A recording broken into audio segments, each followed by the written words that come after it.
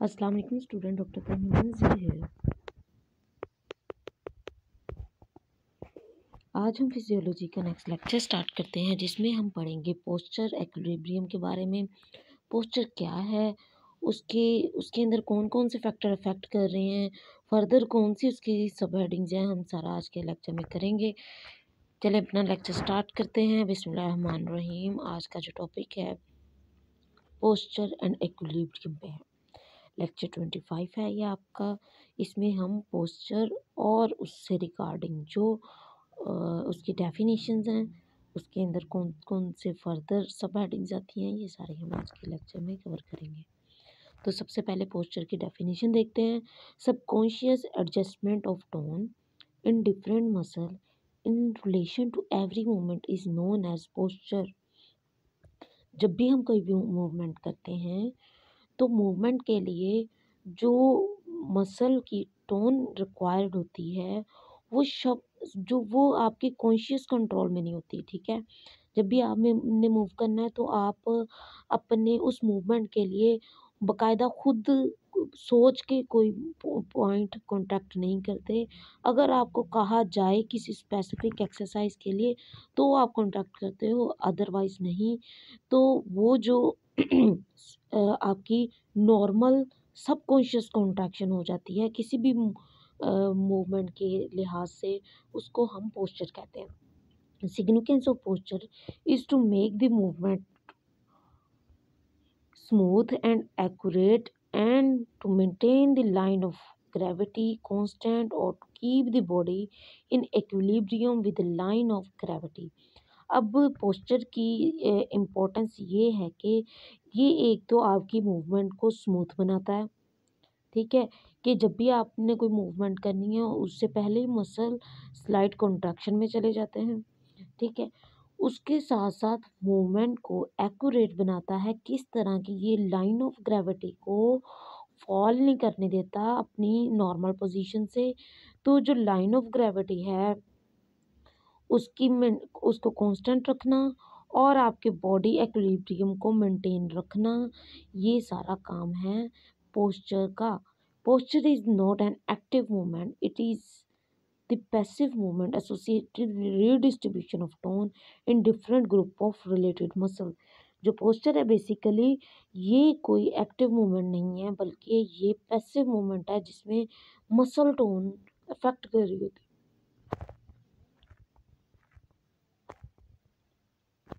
उसके बाद बात आती है पोस्चर के बेसिक फिनोमेना की। पोस्चर का जो बेसिक फिनोमेना है वो रिलाई करता है मसल टोन और स्ट्रेच रिफ्लेक्स के ऊपर। तो basic phenomena of the for the maintenance of posture and muscle tone and stretch reflex, जो बेसिक फिनोमेना है इसका वो मसल टोन और स्ट्रेच रिफ्लेक्स हैं। तो सबसे पहले मसल टोन के बारे में पढ़ते हैं। Muscle tone is defined as the state of continuous passive partial contraction of muscle with certain vigour and tension. Muscles की पैसिव जो कॉन्ट्रैक्शन है उसकी वजह से मसल टेंशन की स्टेट में होता है, तो वो जो स्टेट है उसको हम मसल टोन बोलते हैं। मसल इस स्टेट में कॉन्टिन्यूसली प्रेजेंट होता है, तो इसी स्टेट को हम टोनस भी बोल सकते हैं। इसको हम इस तरह भी डिफाइन कर सकते हैं। It is also defined resistance offered by muscle to stretch. जब भी हम मसल को स्ट्रेच देंगे, जो जो उसके लिए स्लाइड सी रेजिस्टेंस हम फील करेंगे कि आपका मसल स्ट्रेच होने को अब इजीली स्ट्रेच ना हो सके, तो वो जो रेजिस्टेंस आती है उसको हम मसल टोन बोलते हैं।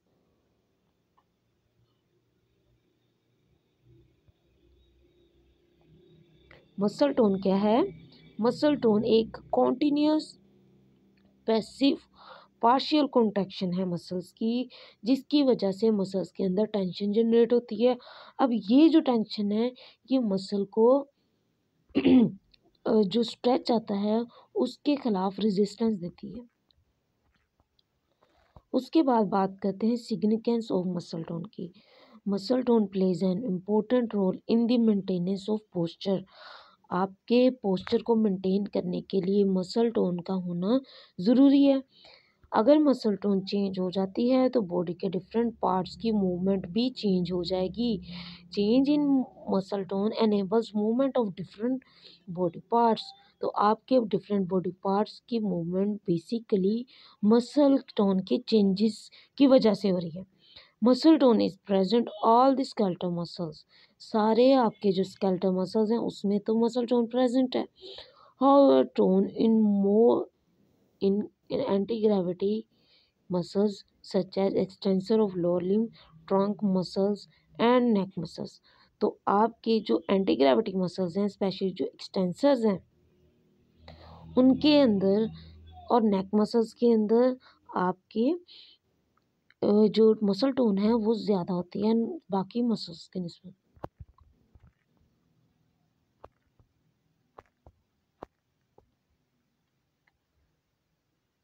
Development of muscle tone. अभी हमने पूरा फिनोमेना देखना है कि मसल टोन किस तरह डेवलप होती है। तो सबसे पहले इसका थोड़ा सा ओवरव्यू ले लेते हैं। Gamma motor neurons and muscle spindle are responsible for the development and maintenance of muscle tone. आपकी जो बॉडी के अंदर मसल्स के अंदर मसल टोन डेवलप हो रही है, बेसिकली वो कंट्रोल किसके थ्रू होती है? Gamma motor. वो डेवलप कहाँ से होती है? गैमा मोटर न्यूरॉन से और मसल स्पिंडल से। ये दोनों इसकी ओरिजिन का बायस बनते हैं। तो गैमा मोटर न्यूरॉन्स और जो मसल स्पिंडल्स हैं उसकी वजह से मसल टोन डेवलप होती है। Muscle tone is purely a reflex process. Muscle tone एक ऐसा रिफ्लेक्स प्रोसेस है जो गैमा मोटर न्यूरॉन से स्टार्ट होता है। This reflex is spinal segmental reflex. इसको हम स्पाइनल सेगमेंटल रिफ्लेक्स भी बोलते हैं। It is developed by continual synchronous discharge of motor impulses from the gamma motor neurons present in interior gray horn of spinal cord। Spinal cord के जो interior grey horn है वहाँ gamma motor neurons और alpha motor neurons present है। अब ये जो motor neurons हैं ये क्या करते हैं? ये आपके मसल्स तक सिग्नल लेके आते हैं मसल टोन का।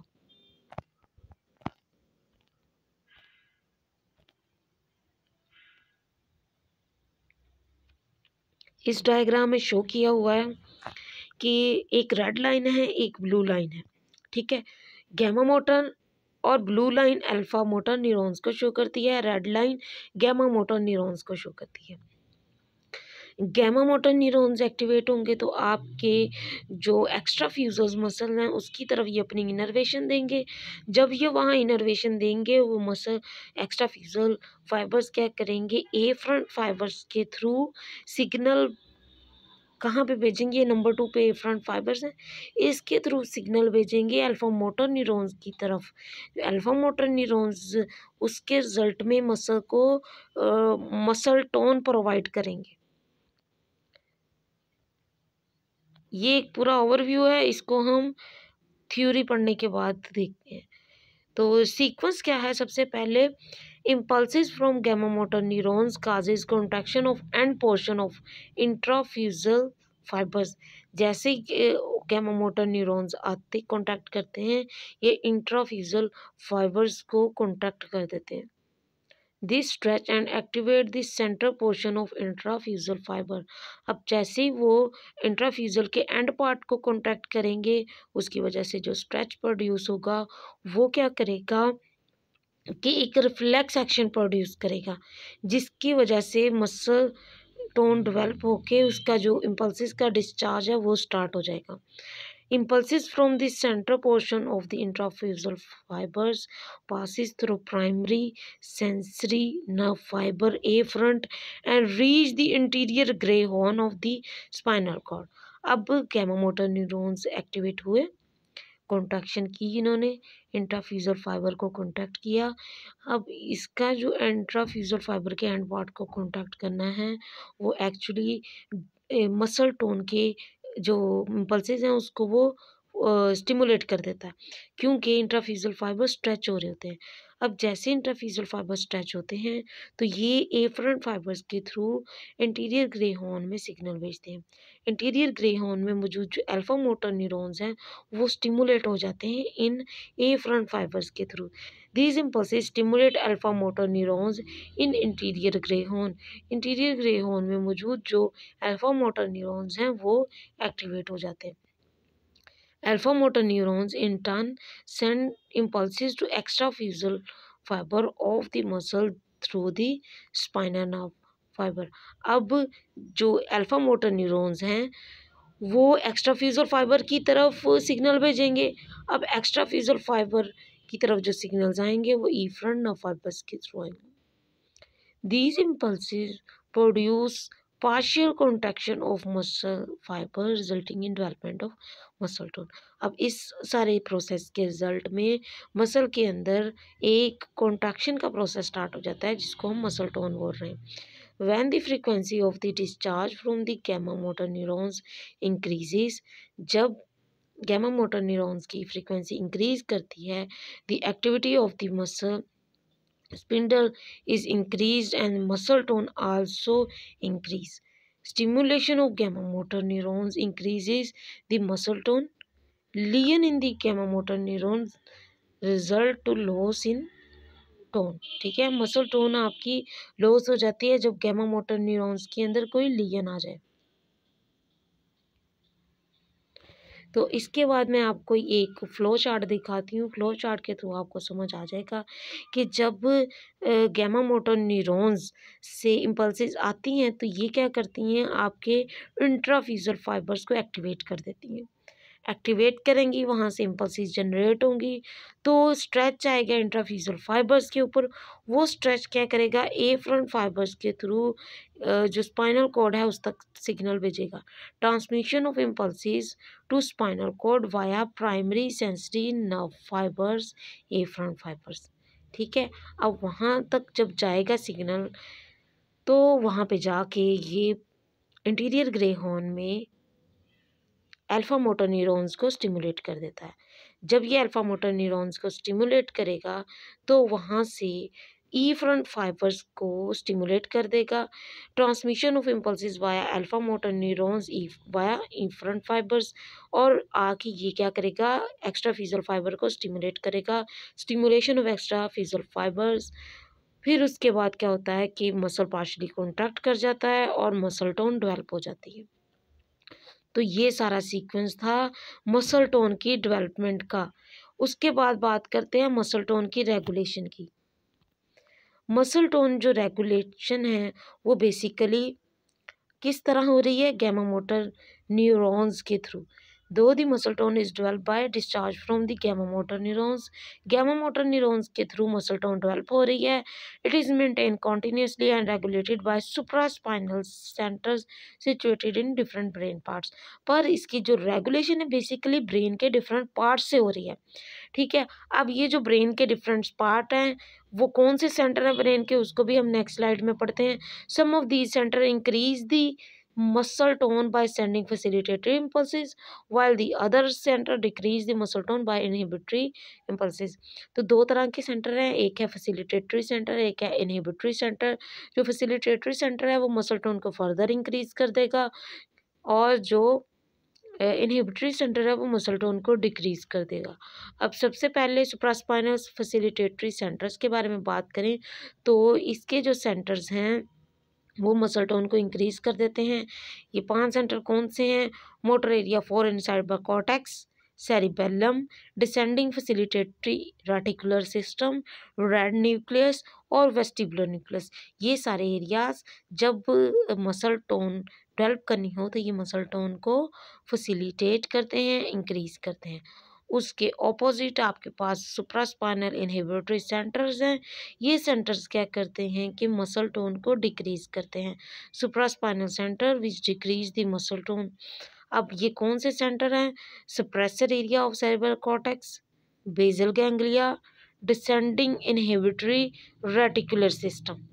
तो ये जो 3 सेंटर हैं, बेसल गैंग्लिया, सेरेब्रल कॉर्टेक्स का suppressor area, descending inhibitory reticular system, ये सारे सिस्टम आपके जो सिग्नल्स हैं उसको रोक देते हैं, कम करते हैं और मसल टोन को डिक्रीज करते हैं। उसके बाद बात करेंगे हम को एक्टिवेशन की। Role of motor area of cerebral cortex, हमारे जो मोटर एरिया है उसका क्या फंक्शन है। Motor area of the cerebral cortex influence the activity of the lower motor neurons by sending motor impulses through the pyramidal tract. जो cerebral cortex का area है वो क्या करता है बेसिकली कि पैरामीटर ट्रैक तक सिग्नल भेजता है। Motor area of cerebral cortex influence the activity of lower motor neurons by sending impulses through the pyramidal tract. तो ये जो डिसेंडिंग कॉलम है, पैरामीटर ट्रैक इसको बोलते हैं, डिसेंडिंग ट्रैक्स को। तो जो डिसेंडिंग ट्रैक्स हैं बेसिकली उसके थ्रू सेरेब्रल कॉर्टेक्स आपके मसल टोन को मेंटेन कर रहा है। Motor impulses from cerebral cortex stimulate both alpha and gamma motor neurons. तो जो साइबर कॉर्टेक्स से सिग्नल आते हैं वो एट अ टाइम दोनों अल्फा और मोटर न्यूरॉन्स को एक्टिवेट करते हैं। इस प्रोसेस को हम कोएक्टिवेशन बोलते हैं। इसको अल्फा गैमा कोएक्टिवेशन भी बोल सकते हैं। Stimulation of alpha motor neurons causes contraction of extrafusal fibre. Alpha motor neurons जब एक्टिवेट होंगे तो एक्स्ट्राफ्यूजल, और जब गैमा मोटर न्यूरॉन्स एक्टिवेट होंगे तो आपके इंट्राफ्यूजल फाइबर स्टिमुलेट हो जाएंगे और मसल टोन डेवलप हो जाएगी। Role of cerebellum and basal ganglia, उसके बाद हम सेरिबेलम और बेसल गैंग्लिया का रोल देखते हैं। सेरिबेलम और basal ganglia basically muscle tone को किस तरह स्टिमुलेट करते हैं इसके बारे में पढ़ते हैं। It is interesting to find that cerebellum and basal ganglia influence the muscle tone without sending direct fibre to gamma motor neurons. तो ये डायरेक्टली गैमा मोटर न्यूरॉन्स को स्टिमुलेट नहीं करते बल्कि इनडायरेक्टली ब्रेन स्टेम सेंटर्स को stimulate करके muscle tone को develop करते हैं।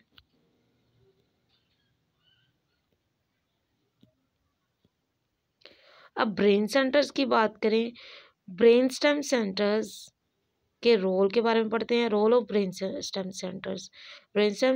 Centres which influence the gamma motor neurons are in reticular formation, reticulus और वेस्टिबुलर न्यूक्लियस। ये 3 न्यूक्लियसेस हैं जिसके अंदर ब्रेन स्टेम के जो गैमा मोटर न्यूरॉन्स हैं वो एक्टिवेट होते हैं। This centre modulate the discharge from the gamma motor neurons by receiving signals from cerebral cortex and basal ganglia। Cerebellar cortex cerebellum से और बेसल गैंग्लिया से सिग्नल आते हैं और वो इनडायरेक्टली कहाँ जा रहे हैं, रेटिकुलर फॉर्मेशन में, रेड न्यूक्लियस में और वेस्टिबुलर न्यूक्लियस में। तो उनको जाके एक्टिवेट करके ये आपके जो सेंटर्स हैं टोन डेवलपिंग के उसको इंक्रीज कर देते हैं। अब बात करते हैं स्ट्रेच रिफ्लेक्स की, जो दूसरा फिनोमेना है आपके मसल टोन पोस्चर को मेंटेन करने का। Basic reflex involve in maintenance of posture is stretch reflex. तो बेसिकली मसल टोन के साथ साथ स्ट्रेच रिफ्लेक्स ज़्यादा इंपॉर्टेंट है, which is describe in detail, जो हम इस चैप्टर में डिटेल से पढ़ेंगे। This reflex is normally present and serve particularly to maintain the body in an upright position. तो ये जो रिफ्लेक्स है बेसिकली बॉडी को अपराइट पोजीशन में लाने के लिए बहुत ज़रूरी है। जो इस तरह के रिफ्लेक्सेस हैं ये आपकी बॉडी के जितने भी एक्सटेंसर मसल्स हैं उनके अंदर ज़्यादा डेवलप्ड होते हैं। अब पोस्चर रिफ्लेक्स की बात करें, posture reflex are the reflex which are responsible for maintenance of posture. जो पोस्चर को मेंटेन करने के लिए ज़रूरी है। Afferent impulses from for the maintenance of posture arise from proprioceptive vestibular apparatus and retina of the eye and reach the center in the central nervous system. The center which maintain the posture are located at different level of CNS, particularly cerebral cortex, cerebellum and brainstem and spinal cord. These centers send motor impulses to different group of skeletal muscles so that appropriate movement occur to maintain the posture. तो हम इसमें पढ़ रहे हैं कि आपके जो posture reflexes हैं बेसिकली आपके पोस्चर्स को किस तरह मेंटेन करने के लिए ज़रूरी हैं। तो ये क्या करते हैं कि ये अपने एफरेंट इम्पल्सिस को प्रोप्रायोसेप्टर्स की तरफ मूव करवाते हैं और जो ये प्रोप्रायोसेप्टर्स हैं, वेस्टिबुलर अपैरेटस है और रेटिना ऑफ आई है, ये सारे बेसिकली सेंट्रल नर्वस सिस्टम में यहाँ से एफरेंट फाइबर्स जाते हैं और ये जो फाइबर्स हैं the centre which maintain the posture are located at different level और इन सिग्नल्स के सीएनएस में डिफरेंट लेवल्स पे सेंटर मौजूद हैं जो कि cerebral cortex, cerebellum, brainstem and spinal cord.